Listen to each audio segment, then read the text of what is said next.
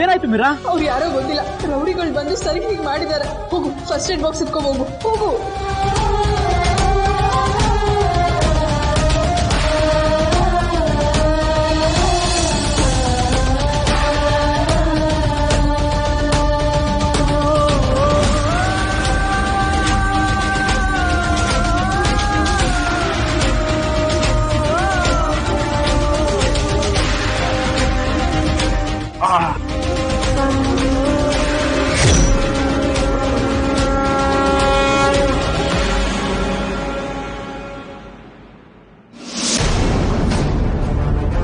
ಯಾರಿ ನೀವಲ್ಲ? ಸರ್, ಗಾಡಿ ಕೆಟ್ಟೋಗಿತ್ತು sir. Mechanic ನ ಕರ್ಕೊಂಬರಕ್ ಹೋಗೋಷ್ಟರಲ್ಲಿ ರೌಡಿಗಳು ಅಟ್ಯಾಕ್ ಮಾಡ್ಬಿಟ್ಟಿದ್ದಾರೆ ಸರ್. ಕರ್ಕೊಂಬರಕ್ ಹೋಗಿದ್ಯೋ ಅಥವಾ ನೀನೇ ಈ ಪ್ಲಾನ್ ಮಾಡಿದ್ಯೋ? ಸರ್, ಚಂದ್ರು ಬಗ್ಗೆ ಹಾಗೆಲ್ಲ ಮಾತಾಡ್ಬೇಡಿ. ಚಂದ್ರು ಏನು ಅಂತ ನಮ್ಗೆ ಚೆನ್ನಾಗಿ ಗೊತ್ತಿದೆ. ಸರಿ ಸರಿ, ಎಲ್ಲ ಸ್ಟೇಷನ್ ಹೇಳಿ.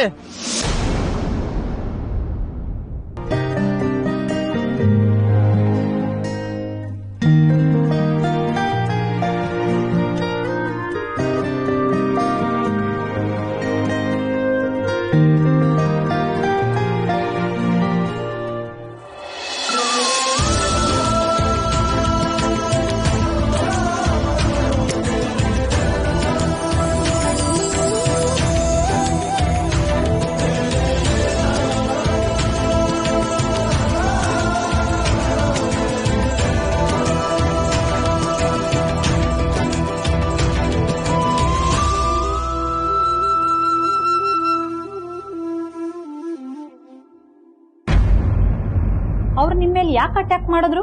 ಅವ್ರು ಯಾರು ಅಂತ ನಿಮಗ್ ಗೊತ್ತಾ? ಏನಮ್ಮ, ಇವ್ರು ನಿಮ್ಗೆ ಏನಾಗ್ಬೇಕು? ಯಾಕಮ್ಮ, ನಿನಗ್ ಮಾತಾಡಕ್ ಬರೋದಿಲ್ವಾ? ಏನ್ ಕೇಳಿದ್ರು ಮೌನ ಗೌರಿ ತರ ಕೂತ್ಕೊಂಡಿದ್ಯಲ್ಲ. ಅವ್ರು ನಿನ್ಗೆ ಏನಾಗ್ಬೇಕು? ನಾನು ಹೇಳ್ತೀನಿ, ಇವಳು ನನ್ನ ವೈಫ್ ಮೀರಾ ಅಂತ.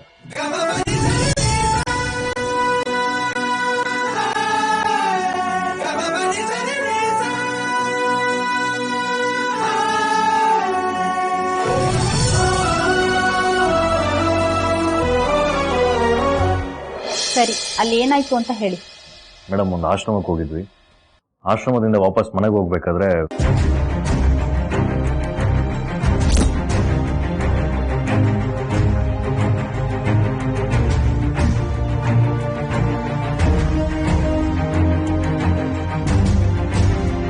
ಅಷ್ಟರಲ್ಲಿ ನಿಮ್ಮ ಸ್ಟೇಷನ್ PC ಗಳು ಬಂದು ನಮ್ಮನ್ನ ಕಾಪಾಡಿದ್ರು ಮೇಡಮ್. ಅವ್ರು ಕಂಪ್ಲೇಂಟ್ ಕೊಡಿ ಅಂತ ಹೇಳಿದ್ರು. ಸೊ ಅದಕ್ಕೆ ಕಂಪ್ಲೇಂಟ್ ಕೊಡೋಣ ಅಂತ ಇಲ್ಲಿ ಬಂದು.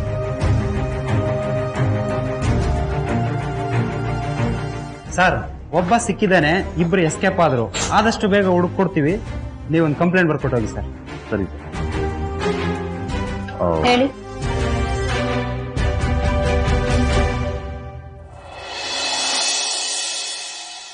ಸೊ PC ಗಳು ಬಂದು ಕಾಪಾಡೋದಕ್ಕೆ ನಾವು ಸ್ಟೇಷನ್ಗೆ ಬಂದು ಕಂಪ್ಲೇಂಟ್ ಕೊಡ್ತಾ ಇದ್ವಿ. ಸರ್, ನೀವಿಲ್ಲಿ? ಸರ್, ನಾವು ಆಶ್ರಮದಿಂದ ಬರಬೇಕಾದ್ರೆ ಇವಳನ್ನ ಯಾರೋ ಕಿಡ್ನಾಪ್ ಮಾಡಕ್ ನೋಡಿದ್ರು. ಸೊ ಅದ್ರ ಬಗ್ಗೆ ಕಂಪ್ಲೇಂಟ್ ಕೊಡಿ ಅಂತ ಸ್ಟೇಷನ್ಗೆ ಕರ್ಸಿದ್ರು. ಅದಕ್ಕೆ ಬಂದ್ವಿ ಸರ್. ಸಾರಿ ಸರ್, ಇಲ್ಲಿರೋರೆಲ್ಲ ಹೊಸಬ್ರು. ನೀವ್ ಯಾರು ಅಂತ ಗೊತ್ತಿಲ್ಲದೆ ನಿಮ್ಮನ್ನ ಸ್ಟೇಷನ್ ವರ್ಗೂ ಕರ್ಸಿದ್ದಾರೆ. ಅವ್ರ ಪರವಾಗಿ ನಾನ್ ನಿಮ್ಮನ್ನ ಕ್ಷಮೆ ಕೇಳ್ತೀನಿ ಸರ್. ಪರವಾಗಿಲ್ಲ ಸರ್, ಇವತ್ತು ಅವರಿಂದನೇ ನಾವು ಬಚಾವಾಗಿದ್ವಿ. ಆದ್ರೂ ಇವರು ನಿಮ್ಮನ್ನ ಇಲ್ಲಿವರೆಗೂ ಕರೆಸಿ ದೊಡ್ಡ ತಪ್ಪು ಮಾಡಿದ್ದಾರೆ. ಇವ್ರು ಯಾರು ಗೊತ್ತೇನ್ರಿ? ಇಡೀ ಊರಿಗೆ ದೇವತೆ ಅನ್ಸ್ಕೊಂಡಿರೋ ಮೀನಾಕ್ಷಮ್ಮ ಅವ್ರ ಮಗ ಅರ್ಜುನ್.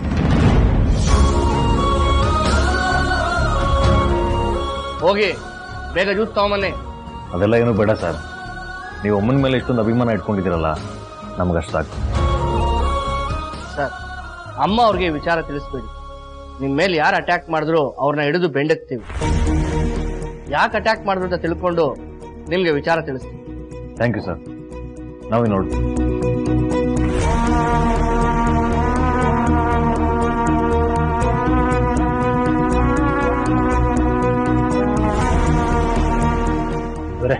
ದಯವಿಟ್ಟು ನಂಗೆ ಕ್ಷಮಿಸಿದವ್ರೆ. ನನ್ನಿಂದನೇ ತಪ್ಪಾಗಿದ್ದು. ನಾನು ನಿಮ್ಮನ್ನು ಬಿಟ್ಟು ಹೋಗ್ಬಾರ್ದಾಗಿತ್ತು. ಚಂದ್ರು, ಈ ತರ ಆಗುತ್ತೆ ಅಂತ ನಮ್ದೇನು ಕನಸು ಬಿದ್ದಿದ್ದ? ನಿಂಗೇನು ಕ್ಷಮೆ ಕೇಳ್ಬೇಡ. ಆಗೋಗಿರೋದ್ರ ಬಗ್ಗೆ ಮಾತಾಡೋಕ್ಕೆ ಸಮಯ ಇಲ್ಲ. ಫಸ್ಟ್ ಮನೆಗೆ ಹೋಗೋಣ. ನಡಿ.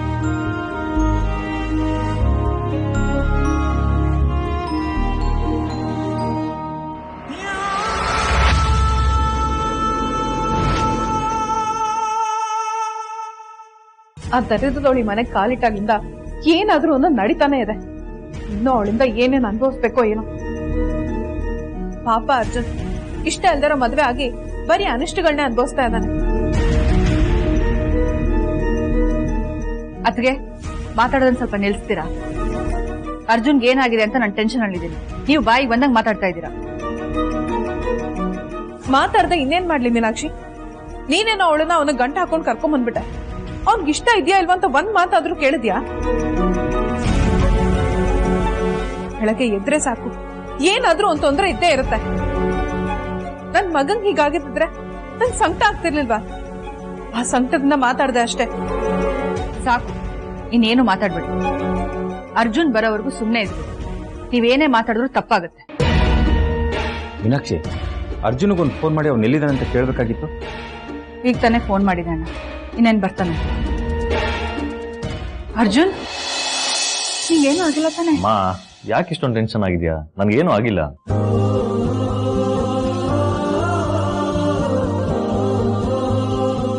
ಅರ್ಜುನ್, ಇದೆಲ್ಲ ಹೇಗಾಯ್ತು? ಯಾರ ಆ ರೋಡಿಗಳೆಲ್ಲ? ಅವ್ರನ್ನೆಲ್ಲಾದ್ರೂ ಮೊದಲೇ ನೋಡಿದ್ಯಾನಿಲ್ಲ? ಗೊತ್ತಿಲ್ಲ ಮಾವ, ಅವ್ರು ಯಾರು ಅಂತ ನಾನು ನೋಡಿಲ್ಲ. ಆದ್ರೆ ಪೊಲೀಸ್ ಸ್ಟೇಷನ್ ಕಂಪ್ಲೇಂಟ್ ಕೊಟ್ಟಿದ್ದೀನಿ, ಇನ್ವೆಸ್ಟಿಗೇಷನ್ ಮಾಡಿ ಹೇಳ್ತೀನಿ ಅಂತ ಹೇಳಿದ್ದಾರೆ.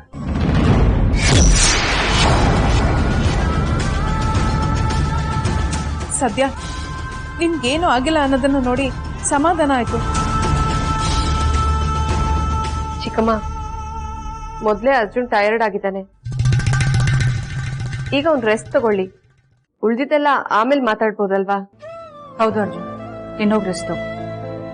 ಚಂದ್ರು,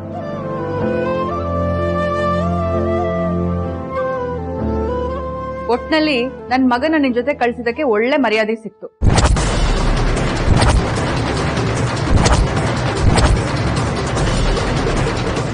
ರಾಮೇಶ್ವರಕ್ಕೆ ಹೋದ್ರೂ ಶನೇಶ್ವರನ್ ಕಾಟ ತಪ್ಪೋದಿಲ್ಲ ಅನ್ನೋ ಹಾಗೆ ನೀನ್ ಅವನ್ನ ನೆಮ್ಮದಿಯಾಗಿರೋದಕ್ಕೆ ಬಿಡೋದೇ ಇಲ್ಲ.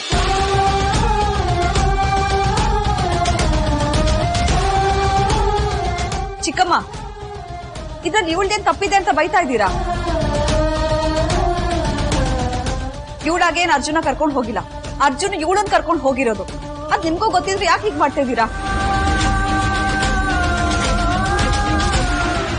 ಯಾಕೆ ಇವಳಿಗೆ ಯಾರು ಹೇಳೋರು ಕೇಳೋರು ಇಲ್ಲ ಅಂತನಾ? ಅಥವಾ ಇವಳು ಕೆಲ್ಸದವಳ ಮಗಳು ಅಂತ ತಿರಸ್ಕಾರನಾ? ಚಿಕ್ಕಮ್ಮ, ಇವಳಿಗೂ ಒಂದ್ ಜೀವ ಇದೆ, ಆ ಜೀವಕ್ಕೂ ಒಂದ್ ಮನ್ಸಿದೆ ಅಂತ ಯಾಕೆ ಅರ್ಥ ಆಗ್ತಾ ಇಲ್ಲ ನಿಮ್ಗೆ?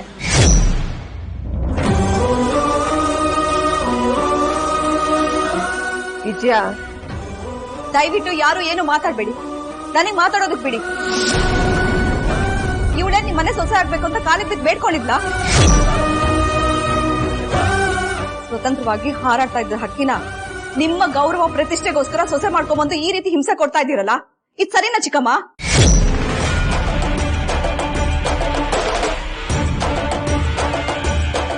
ಮಾತಾಡಿ. ನೀವು ಒಂದ್ ಹೆಣ್ಣಾಗಿ ಇನ್ನೊಂದ್ ಹೆಣ್ಣಿನ ಭಾವನೆನ ಅರ್ಥ ಮಾಡ್ಕೊಳಕ್ಕಾಗಲ್ವಾ? ತುಂಬಾ ಬದಲಾಗಿದ್ದೀರ ಚಿಕ್ಕಮ್ಮ, ಮೊದ್ಲಿನ ತರ ಇಲ್ಲ. ಯಾಕೆ ಈ ರೀತಿ ಆದ್ರಿ?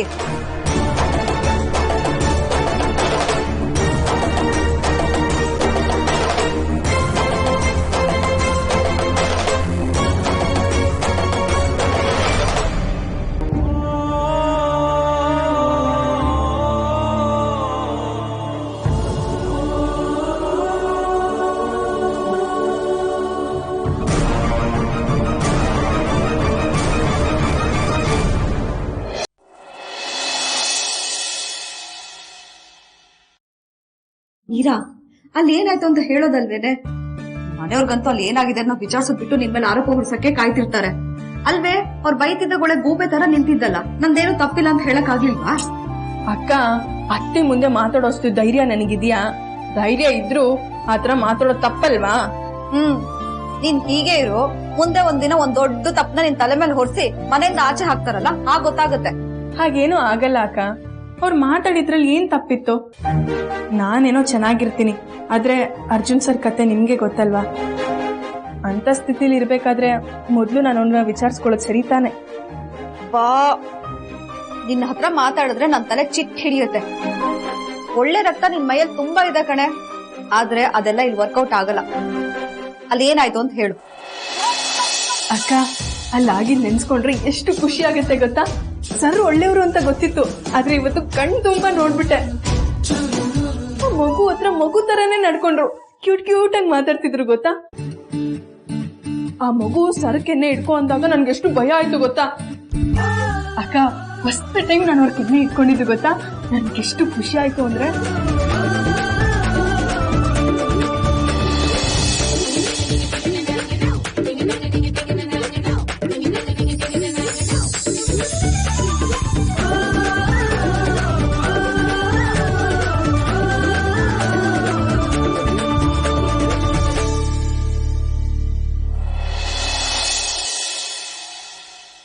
ಮಗಳೇ, ಕೋಪದಲ್ಲಿ ತಗೊಳ್ಳೋ ನಿರ್ಧಾರ ಯಾವತ್ತೂ ಒಳ್ಳೇದಲ್ಲ. ಅದು ತಪ್ಪಿನ ದಾರಿಗೆ ಕರ್ಕೊಂಡು ಹೋಗುತ್ತೆ. ಮೀರಾಳ ಅಕ್ಕ ಮಾನಸ ಮಾಡಿದ ತಪ್ಪಿಗೆ ಎಲ್ಲಿ ನಿನ್ನ ಗೌರವ ಮರ್ಯಾದೆ ಹಾಳಾಗುತ್ತೋ ಅಂತ ನೀನು ಕೋಪದಿಂದ ಮೀರಾಳಿಗೆ ನಿನ್ನ ಮಗನನ್ನ ಕೊಟ್ಟು ಮದುವೆ ಮಾಡೋದಕ್ಕೆ ತೀರ್ಮಾನ ಮಾಡಿ.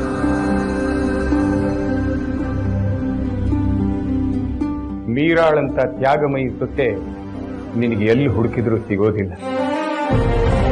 ತಾಯಿ ಪ್ರೀತಿ ಕಾಣದೇ ಇರೋ ಆ ಮಗು ನಿನ್ನಲ್ಲಿ ತಾಯಿನ ಕಾಣ್ತಾ ಇದ್ದಾಳೆ. ನಿನ್ನ ಸೇವೆಗೋಸ್ಕರ ಅವಳು ಹಂಬಲಿಸ್ತಾ ಇದ್ದಾಳೆ. ಅದನ್ನು ನೀನು ಅರ್ಥ ಮಾಡ್ಕೊಳ್ಳದೆ ಕೋಪ ಅನ್ನೋ ಬಟ್ಟೆನ ಕಣ್ಣಿಗೆ ಕಟ್ಕೊಂಡು ಅವಳು ಮಾಡಿದ್ದೆಲ್ಲ ತಪ್ಪು ಅನ್ನೋ ರೀತಿ ನೋಡು.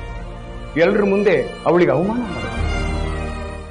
ಯಾಕಂದ್ರೆ ನಿನ್ನ ಪುತ್ರ ವಾತ್ಸಲ್ಯ ಹೀಗೆಲ್ಲ ಬದಲಾಯಿಸ್ಬಿಟ್ಟಿದೆ. ಆ ವಾತ್ಸಲ್ಯ ಮೀರಾಳ ಮೇಲೆ ಮತ್ಸರ ಹುಟ್ಟೋ ಹಾಗೆ ಮಾಡಿ. ನೀನು ಮಾಡಿರೋ ತಪ್ಪನ್ನೇ ಮನೆಯವರೆಲ್ಲ ಪಾಲಿಸ್ಕೊಂಡು ಬರ್ತಾ ಇದ್ದಾರೆ. ಅಮ್ಮ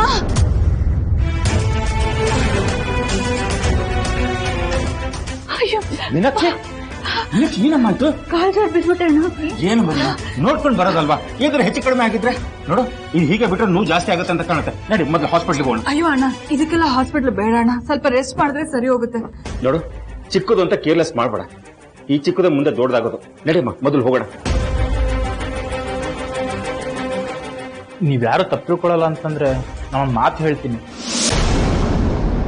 ಜೀವನಬ್ಬ ಮಧ್ಯದಲ್ಲಿ ಬಂದ್ಬಿಟ್ಟ. ಅವಳು ಮೊದ್ಲೇ ನೋವಲ್ಲಿ ನೆರಳುತ್ತಿದ್ದಾಳೆ.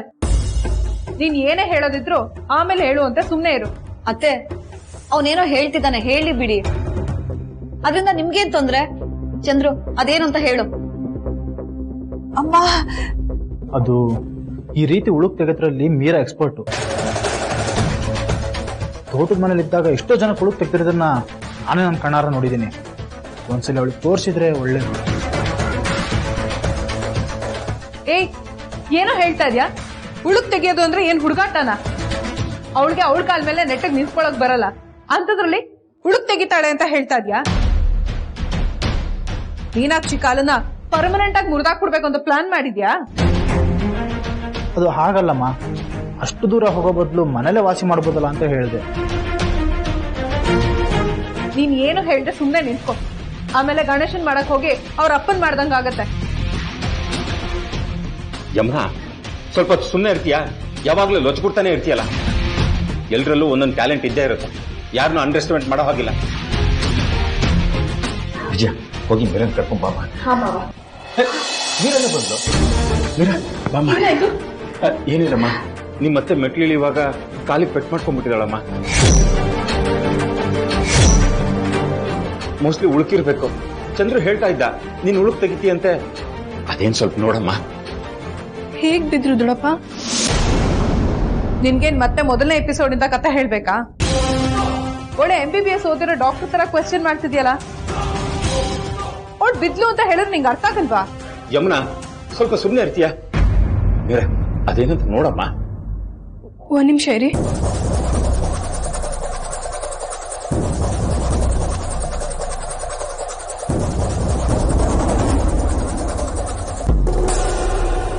ಅಣ್ಣ, ನನ್ಗಿದೆಲ್ಲ ಬೇಡ ಅನ್ಸ್ತಿದೆ.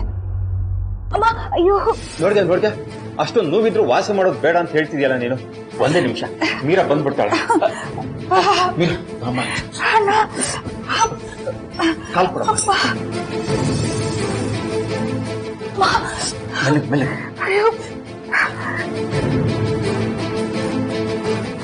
ಮೀರಾ, ಯಾಕೆ ಎಲ್ರು ಮುಖ ನೋಡ್ತಿದ್ಯಾ? ಬೇಗ ಉಳುಕ್ ತೆಗಿ. ಅದು ಅಕ್ಕ, ಉಳುಕ್ ತೆಗಿಬೇಕು ಅಂದ್ರೆ ದಕ್ಷಿಣೆ ಇಸ್ಕೋಬೇಕು. ಅದು ಸಂಪ್ರದಾಯ. ಇಲ್ಲ ಅಂದ್ರೆ ಉಳುಕ್ ಹೋಗಲ್ಲ. ಅಯ್ಯೋ ಮೀರಾ, ಅದಕ್ಕೆ ಯಾಕಮ್ಮ ಯೋಚನೆ ಮಾಡ್ತೀಯಾ? ಇರುವ ನಿಮಿಷ.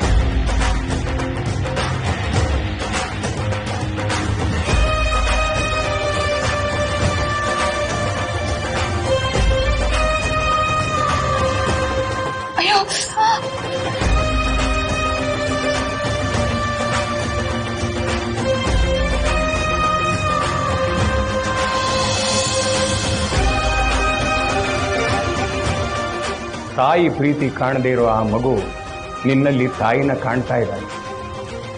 ನಿನ್ನ ಸೇವೆಗೋಸ್ಕರ ಅವಳು ಹಂಬಲಿಸ್ತಾ ಇದ್ದಾಳೆ.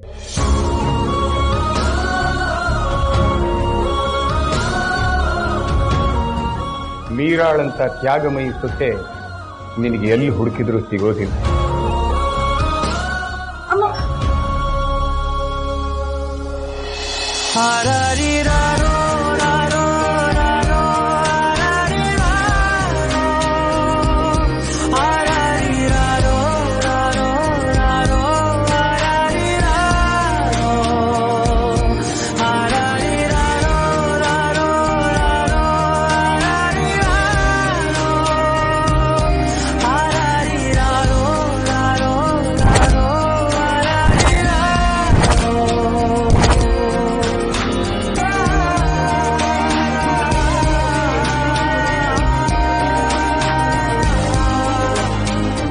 ರೂಮ್ವರೆಗೂ ಬಿಡ್ಲಮ್ಮ?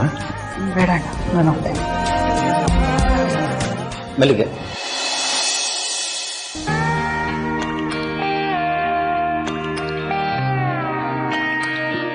ಅಂತೂ ನಮ್ಮ ಮೀರಾ ಚಿಕ್ಕಮ್ಮನ ಕಾಲ್ನ ಸರಿ ಮಾಡ್ಬಿಟ್ಲು.